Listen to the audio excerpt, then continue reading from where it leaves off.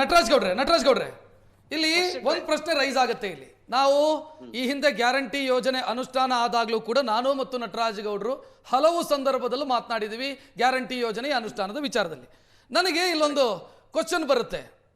Okay, ನೀವು guarantee ಯೋಜನೆಯನ್ನು ತಂದ್ರಿ, minimum condition ಹಾಕಿ ಜಾರಿ ಮಾಡಿದ್ರಿ, ಇದೇ ಸಮಸ್ಯೆ ಆಗ್ತಾ ಇರೋದಾ ಅಂತ. ಇಲ್ಲಿ ಯೂನಿವರ್ಸಲ್ ಗ್ಯಾರಂಟಿ ಸ್ಕೀಮ್ಗಳನ್ನು ಮಾಡಿ ಅದನ್ನು ಈಡೇರಿಸಲು ಆಗೋದಕ್ಕೆ ಒದ್ದಾಡುವಂಥ ಸ್ಥಿತಿ ಬಂದಿದೆ.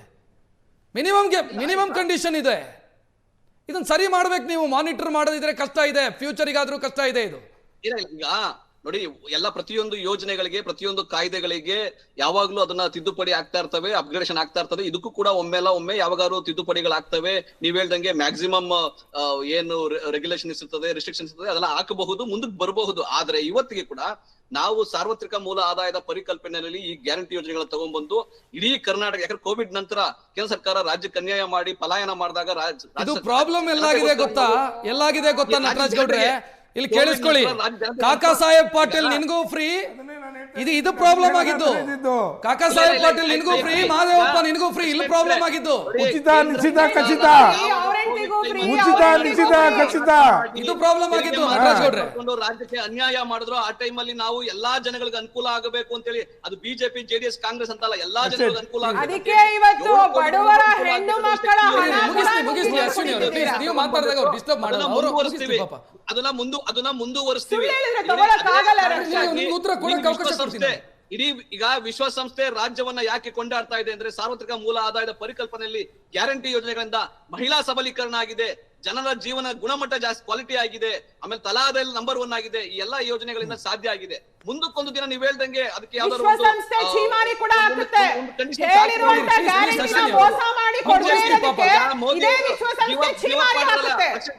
ಮೋದಿ ಅವರು ಗಿವ್ ಅಪ್, ಗ್ಯಾಸ್ ಸಿಲಿಂಡರ್ ಮೇಲೆ ಸಬ್ಸಿಡಿ ಗಿವ್ ಅಪ್ ಅಂತ ಮಾಡಿದ್ರಲ್ಲ, ಆ ರೀತಿಯಾಗಿ ಮುಂದೆ ಒಂದಿನ ಬಿಜೆಪಿ ನಾಯಕರೆಲ್ಲರೂ ಬಿಡಬಹುದು, ಬಿಜೆಪಿ ಕಾರ್ಯಕರ್ತರೆಲ್ಲ ಬಿಡಬಹುದು. ಆ ರೀತಿಯಾಗಿ ಏನು ಅವ್ರು ಬಲವಂತವಾಗಿ ತಗೊಳ್ಳಿ ಅಂತ ಕೊಡ್ತಾ ಇಲ್ಲ, ನಾವು ಗಿವ್ ಅಪ್ ನೀವು ಕೊಡ್ತಾ ಇರೋದಲ್ಲ, ಸರ್ಕಾರ ಕೊಡ್ತಾ ಇರೋದು. ನಟರಾಜ್ ಗೌಡ್ರೆ, ಸಿದ್ದರಾಮಯ್ಯ ಅವರು ಮನೆಯಿಂದ ಕೊಡ್ತಾ ಇಲ್ಲ, ಇದನ್ನ ಬಿಡಬಹುದು ಅಂತ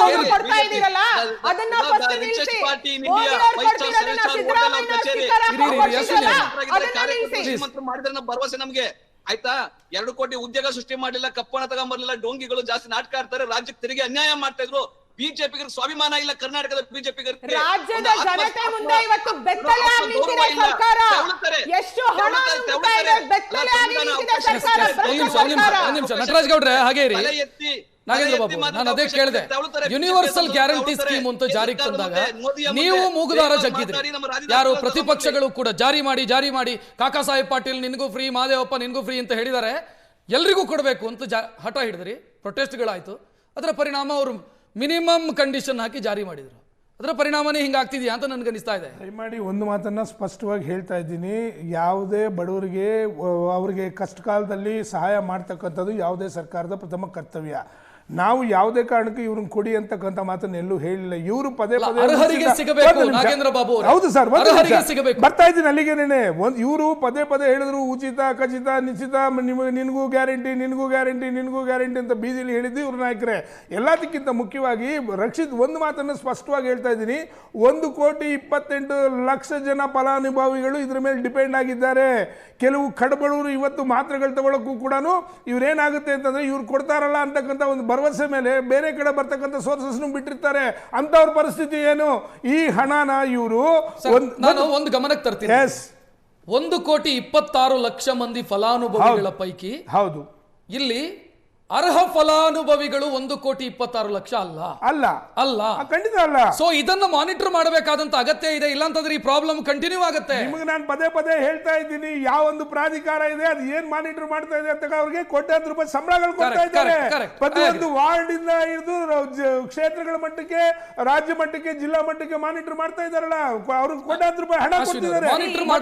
ಇಲ್ಲ ಮೇಡಮ್, ಇನ್ನೊಂದು ಮಾತಿದೆ, ಲಾಸ್ಟ್ ಒಂದು ಮಾತಿದೆ ನೋಡಿ. ಈಗ ಇಂಪಾರ್ಟೆಂಟ್ ಆಗಿರ್ತಕ್ಕಂಥದ್ದು ಇದ್ರ ಹೊಣೆಗಾರಿಕೆ ಯಾರ್ದು ಅಂತಕ್ಕಂಥದ್ದು ಇವಾಗ ಇಮಿಡಿಯೇಟ್ ಆಗಿ ಹೇಳಬೇಕಾಗುತ್ತೆ.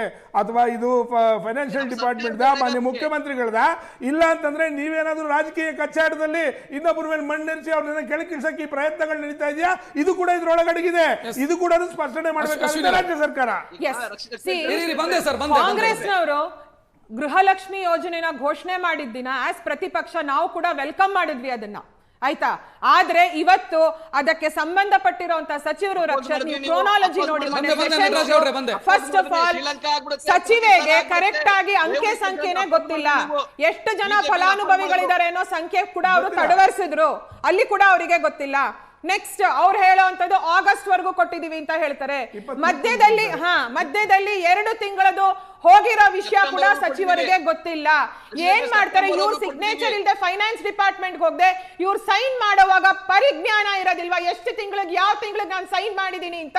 ಆಸ್ ಎ ಮಿನಿಸ್ಟರ್ ಜನವರಿ ಆದ್ಮೇಲೆ ಫೆಬ್ರವರಿ ಮಾರ್ಚ್ ಕಂತು ಬರ್ದೆ ಏಪ್ರಿಲ್ ಇದು ಹೇಗ್ ಬಿಡುಗಡೆ ಮಾಡ್ತಾ ಇದ್ದೀರಾ ಅಂತ ಸಚಿವೆಗೆ ಪ್ರಶ್ನೆ ಮಾಡೋ ಅಧಿಕಾರ ಇಲ್ವಾ ಸಿದ್ದರಾಮಯ್ಯನವರ ಸರ್ಕಾರದಲ್ಲಿ? This is one thing. ಆಮೇಲೆ ಪ್ರತಿ ತಿಂಗಳ ಆಗ್ಬೋದು ಇಲ್ಲ ಪ್ರತಿ ವರ್ಷದಲ್ಲಿ there will be the change in the ಫಲಾನುಭವಿ ನಂಬರ್ಸ್. ಯಾಕೆಂದ್ರೆ ಕೆಲವರು ತೀರ್ಕೊಂಡಿರ್ತಾರೆ, ಕೆಲವರು ಹೊಸದಾಗಿ ಆಡ್ ಆಗಿರ್ತಾರೆ. ಅದೆಲ್ಲ ಸ್ಟಾಟಿಸ್ಟಿಕ್ಸ್ ಎಲ್ಲಿದೆ? ಪ್ರಶ್ನೆ ಅರ್ಥ ಮಾಡ್ಕೊಳ್ಳಿ. ಒಂದು ವೇಳೆ ರಾಜ್ಯ ಸರ್ಕಾರ ನಾಳೆಯ ದಿನ ಇದನ್ನ ನಾವು ಮಾನಿಟರ್ ಮಾಡ್ತೀವಿ, ಕಂಡೀಷನ್ಸ್ ಜಾಸ್ತಿ ಹಾಕ್ತೀವಿ, ಇದನ್ನ ಅರ್ಹರಿಗೆ ತಲುಪಬೇಕು ಇದು ಅಂತ ಹೊರಟಾಗ ನೀವು ಮತ್ತೆ ಬೀದಿಗಿಳಿತೀರಿ. ಇದನ್ನ ಎಲ್ಲರಿಗೂ ಕೊಡ್ತೀನಿ ಅಂತ ಹೇಳಿದ್ರು, ಈಗ ಅದನ್ನ ಕಟ್ ಮಾಡೋದಕ್ಕೆ ಹೊರಟ್ರು ಅಂತ. ಆಗ ಏನ್ ಮಾಡ್ಬೇಕು ಅವರು? ಒತ್ತಡ ಸರ್ಕಾರದ ಮೇಲೆ ಇದೆಯಲ್ಲ. ಅಲ್ಲ, ಎಲ್ರಿಗೂ ಕೊಡ್ತೀವಿ ಅಂತ ಹೇಳಿ ಒಂದೊಂದೇ ಕಂಡೀಷನ್ ಇಟ್ಟಾಗ ಎಷ್ಟು ಜನ ಕೊಡ್ತಾ ಇದ್ದಾರೆ ಇವ್ರು? ಹಾಗಿದ್ದಾಗ ಕಾಂಗ್ರೆಸ್ ಸರ್ಕಾರ ಅಧಿಕಾರಕ್ಕೆ ಬಂದಾಗ ಹೇಳಿದ್ ಎಲ್ರಿಗೂ ಕೊಡ್ತೀವಿ ಅಂತ. ಈಗ ಒಂದೊಂದೇ ಜನ ನೋಡ್ತಿದ್ದಾರೆ, ಪ್ರತಿಪಕ್ಷ ಮಾತಾಡಲ್ಲ, ಜನ ನೋಡ್ತಿದ್ದಾರೆ. ಅರ್ಹ ಫಲಾನುಭವಿಗಳನ್ನ ಗುರುತಿಸುವಂತ ಪ್ರಕ್ರಿಯೆ ಬಗ್ಗೆ ಕೇಳಿದೆ. 1.26 ಮಂದಿ ಅರ್ಹರ ಅಂತ ಕೇಳಿದ್ರೆ ಇಲ್ಲ ಅಂತಾನೆ ಉತ್ತರ ಬರುತ್ತೆ. ಎಲ್ಲರೂ ಕಷ್ಟದಲ್ಲಿ ಇದ್ದವರೇ ಪಡ್ಕೊಳ್ತಾ ಇಲ್ಲ ಇದನ್ನ, ಅಥವಾ ಎಲ್ಲರೂ ಅರ್ಹರೇ ಪಡ್ಕೊಳ್ತಾ ಇಲ್ಲ. ಅರ್ಹತೆ ಬಗ್ಗೆ ವೆಬ್ಸೈಟ್ ಅಲ್ಲಿ ಕ್ಲೀನ್ ಆಗಿ ಕೊಟ್ಟಿದ್ದಾರೆ. ಅದರಲ್ಲಿ ಆರಂಭಿಕ ತೊಂದರೆಗಳು ಇದ್ವು. ಇದು monitoring factor is connecting properly to the computer. ಇದನ್ನು ಕನೆಕ್ಷನ್ ಕೊಡಬೇಡ ಮಾಹಿತಿಗೆ ಅಂದರೆ ಅಲ್ಲಿ ಏನೋ ವಾಸನೆ ಇದೆ ಅಂತ ಅರ್ಥ. ಮಾಹಿತಿ ಸರಿಯಾಗಿ ಬರ್ತಾ ಇಲ್ಲ. ಸೊ ಪಾರದರ್ಶಕತೆ ಇಲ್ಲ ಅಂತ ಹೇಳೋದು ನೀವು? ಪಾರದರ್ಶಕತೆ ಇಲ್ಲ ಅಂದರೆ ನೋಡಿ, ಪಾರದರ್ಶಕತೆ ಅಂದರೆ ಸ್ವಲ್ಪ ಆದರೂ ಬಟ್ಟೆ ಹಾಕ್ಕೋಬೇಕು ಅಲ್ವಾ?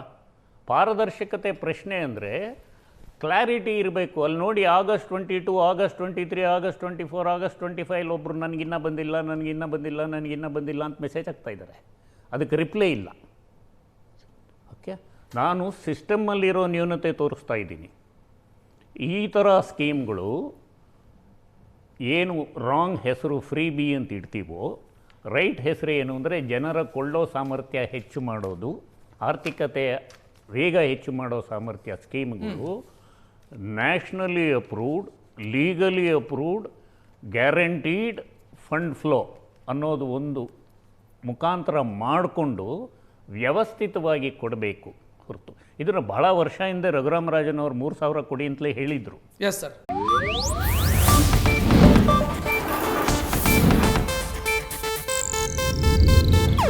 ಇದು ಏಷ್ಯಾನೆಟ್ ನ್ಯೂಸ್ ನೆಟ್ವರ್ಕ್ ಪ್ರಸ್ತುತಿ.